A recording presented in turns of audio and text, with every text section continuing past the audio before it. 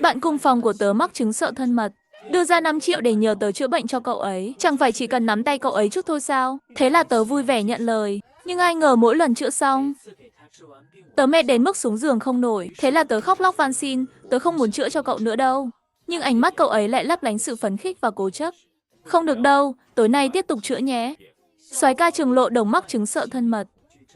Chạm vào người khác là thấy khó chịu ngay. Ngay khai giảng đầu tiên, tớ và cậu ấy lại được phân vào cùng phòng. Tớ cố gắng hết sức, tránh bất kỳ va chạm nào với cậu ấy. Lo cậu ấy lên cơn mất. Gần 1 năm trôi qua, tối nay tụ tập uống rượu. Tớ mơ mơ màng màng về ký túc, chui tọt vào chăn. Đến sáng hôm sau tỉnh dậy, nhìn trước mắt lại là một gương mặt đẹp trai quen quen. Mà tay tớ lúc đó còn âu meo cậu ấy chặt cứng.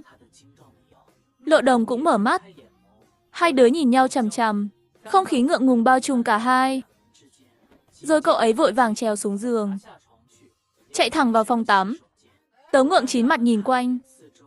Quả nhiên đây không phải giường tớ. Chắc chắn tối qua tớ say xỉn, treo nhầm giường. Mãi sau Lộ Đồng mới từ phòng tắm bước ra. Tớ áy náy đầy mặt. Xin lỗi nha, tối qua tớ uống nhiều quá, leo nhầm giường mất. Cậu ấy nhẹ nhàng đáp. Không sao đâu. Tớ thắc mắc, thế sao cậu không gọi tớ dậy? Theo lý thì cậu ấy sợ thân mật mà. Chắc chắn không muốn ngủ chung với tớ. Ánh mắt Lộ Đồng thoáng dao động. Tối qua tớ cũng say. Không biết cậu ngủ trên giường tớ. Kể từ hôm đó, cách Lộ Đồng nhìn tớ cứ lạ lạ sao ấy. Chiều tối, tớ đang chơi game trong phòng. Bạn thân tớ hớt hải chạy vào. Mặt kinh ngạc hét lên, cậu. Ôi, tim tớ giật thót. Sao nổi chứ? Cậu ta đưa điện thoại cho tớ xem. Trên một trang web kết bạn nam, lại có ảnh của tớ. Phần giới thiệu bản thân ghi là siêu mạnh mẽ, ngủ một giấc là xong, đừng làm phiền nha. Lưu Văn Kiệt, tớ cho cậu một trận bây giờ. Tớ lập tức về nhà. Đối mặt thằng em sinh đôi giống tớ như đúc, đập cho một trận ra trò. Tớ chất vấn Lưu Văn Kiệt, sao cậu dám lấy ảnh tớ đăng ký FPP kết bạn nam? Việc Lưu Văn Kiệt thích con trai, trong nhà chẳng phải bí mật. Nó công khai từ hồi 11 tuổi. Còn tớ thì đến hè tốt nghiệp cấp 3 mới nhận ra xu hướng của bản thân. Tớ là số 0, trước đó, tớ cứ nghĩ mình thẳng 100%. Lưu Văn Kiệt là người duy nhất biết chuyện này của tớ. Nó vênh vào đáp, đó là ảnh của tớ mà, có khác gì đâu. Hai đứa mình giống nhau như đúc, nhớ bạn bè tớ thấy thì sao? Hiểu lầm thì chết. Nó cãi, tớ cũng có quyền kết bạn chứ. Sau khi đè nó ra đánh thêm trận nữa, nó mới chịu gỡ thông tin xuống. Tớ ở nhà một đêm. Hôm sau mới về ký túc. Vừa vào phòng, Lộ Đồng chặn tớ lại. Trông cậu ấy hơi lúng túng. Tống Thừa Đông, tớ bàn với cậu chuyện này được không? Được chứ, chuyện gì? Trong phòng chỉ có hai đứa. Lộ Đồng im lặng một lúc, rồi khó nhọc lên tiếng. Tớ đưa cậu 5 triệu. Cậu giúp tớ chữa bệnh được không? 5 triệu, tớ kinh ngạc. Tớ đâu phải bác sĩ. Chữa kiểu gì được chứ? Ánh mắt Lộ Đồng ánh lên sự cầu xin. Cậu không phải bác sĩ, nhưng có thể giúp được tớ. Tống Thừa Đông, cậu biết tớ sợ thân mật mà. Không thể chạm vào người khác. Nhưng tớ phát hiện, khi cậu chạm vào tớ, tớ không thấy khó chịu nhiều lắm. Nên tớ muốn nhờ cậu giúp tớ làm quen dần. Chỉ cần cậu chịu tiếp xúc với tớ nhiều hơn, thì tớ có thể khỏi chứng sợ thân mật. Dù 5 triệu làm tớ siêu động lòng, nhưng tớ vẫn hơi nghi ngờ, chuyện tốt vậy có thật không? Cậu muốn tớ chữa kiểu gì?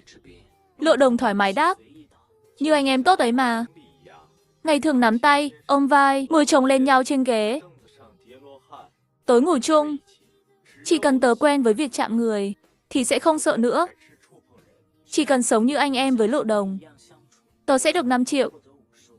Dễ như ăn bánh luôn. Lộ Đồng còn bảo có thể trả trước nửa tiền đặt cọc. Chữa xong trả nốt phần còn lại. Tớ không do dự nữa, gật đầu luôn. Được, chốt kèo. Nhìn số dư tài khoản tăng lên, tớ vui đến không khép miệng nổi. Giờ bắt đầu chữa được chưa? Cậu ấy chủ động đưa tay ra. Người run run rõ luôn. Tất nhiên là được. Lấy tiền thì phải làm việc chứ. Tớ nắm tay cậu ấy an ủi. Bắt đầu từ nắm tay nhé. Nếu không chịu được thì buông ra, không sao đâu. Cậu ấy cúi đầu. Ngón tay vẫn run lẩy bẩy. Nhìn là biết căng thẳng lắm. Một lúc sau, Lộ Đồng đề nghị. Gần đây có phim Na Cha 2 mới ra, hay là vừa xem phim vừa nắm tay chữa trị? Được chứ, hay lắm. Đi thôi nào, tớ và Lộ Đồng ở rạp phim. Nắm tay nhau xem phim cả buổi chiều. Dù ban đầu tớ cũng hơi ngượng, nhưng nghĩ đến 5 triệu cậu ấy trả, tớ nhanh chóng quên ngượng luôn. Đến tối, tớ và Lộ Đồng về ký túc Nam. Tớ đang định đi tắm. Không ngờ Lộ Đồng cũng lon ton theo vào phòng tắm. Lộ Đồng ngại ngùng nói, tớ muốn tắm chung với cậu. Tiếp xúc gần giúp chữa bệnh của tớ. Tớ gật đầu không chần chừ. Được thôi, vào đi. Đều là anh em, tắm chung có gì đâu. Khi Lộ Đồng cởi đồ xong, tớ nhiệt tình bảo, để tớ trả lưng cho nhé. Cậu ấy ngập ngừng một chút, rồi ngoan ngoãn quay lưng. Cảm ơn, nhưng lúc tớ trả lưng, mặt cậu ấy đỏ lựng, người run bần bật không ngừng. Chưa được vài phút, cậu ấy chịu không nổi, cuốn khăn tắm chạy vội ra ngoài. Bọt xà phòng trắng trên người, còn chưa kịp rửa sạch hết. Tớ nhìn cánh cửa phòng tắm khép chặt, thở dài thương cảm, xem ra chứng bệnh của Lộ Đồng nặng thật. Nhiệm vụ của tớ còn dài lắm. 2 tháng sau, nhờ quá trình làm quen của tớ, cậu ấy đã chạm người khác được hơn chục phút, mà không thấy khó chịu. Tối hôm đó, khi Lộ Đồng trả lưng cho tớ, tớ bảo cậu ấy, Lộ Đồng, cậu giờ trả lưng cho tớ được rồi. Cũng tiếp xúc bình thường với người khác. Tớ hoàn thành nhiệm vụ chưa? Lộ Đồng khựng lại, giọng trầm xuống, nhưng tớ chạm người khác vẫn chỉ được chục phút thôi. Tớ muốn lâu hơn chút được không? Tớ lập tức mềm lòng. Giúp người thì giúp cho chót. Được thôi, tiếp tục chữa nhé. Tớ tin nhờ làm quen dần, cậu sẽ sớm bình thường như mọi người.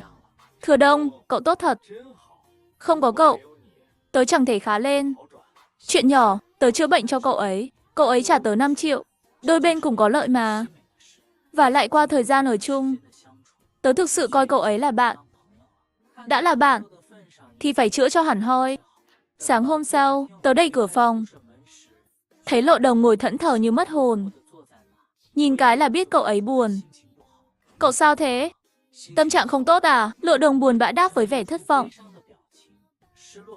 Thừa Đông, gần đây tớ thích một người. Ai vậy? Tớ chưa thể nói. Vì tớ còn bệnh này, tớ không dám tỏ tình. Nhưng giờ cậu chạm người khác được mà. Cứ tỏ tình đi. Cậu ấy lắc đầu buồn bã. Chưa được. Tớ chỉ chạm người khác đơn giản thôi. Nhưng chuyện quan trọng giữa người yêu, như hôn nhau thì tớ không làm được. Nhìn Lộ Đồng ủ rũ, tớ rất hiểu cậu ấy. Dù tớ chưa yêu bao giờ, nhưng ai mà không biết người yêu thì phải hôn chứ. Thế giờ sao đây? Hay cậu nói rõ với người đó? Biết đâu họ thông cảm. Không được, tớ giờ còn chẳng giống người bình thường. Lấy tư cách gì mà theo đuổi người ta? Dù là soái ca đỉnh cao, cũng khổ vì tình thôi. Tại cái bệnh này hết. Tớ an ủi, sẽ có ngày. Cậu chắc chắn bình thường như mọi người. Tớ không thấy cậu khác thường gì đâu. Lộ Đồng nhìn tớ, trông căng thẳng hẳn. Thừa Đông, tớ có một đề xuất. Nhưng sợ nói ra cậu sẽ hiểu lầm, thậm chí ghét tớ. Đề xuất gì? Mặt cậu ấy đỏ dần lên. Nhờ cậu giúp. Tớ đã nắm tay, ôm người khác được. Chứng tỏ cậu chữa được cho tớ. Hay cậu giúp tớ thêm, tập làm quen với hôn. Chỉ cần tớ hôn cậu nhiều lần, rồi sẽ có ngày tớ hôn người khác bình thường.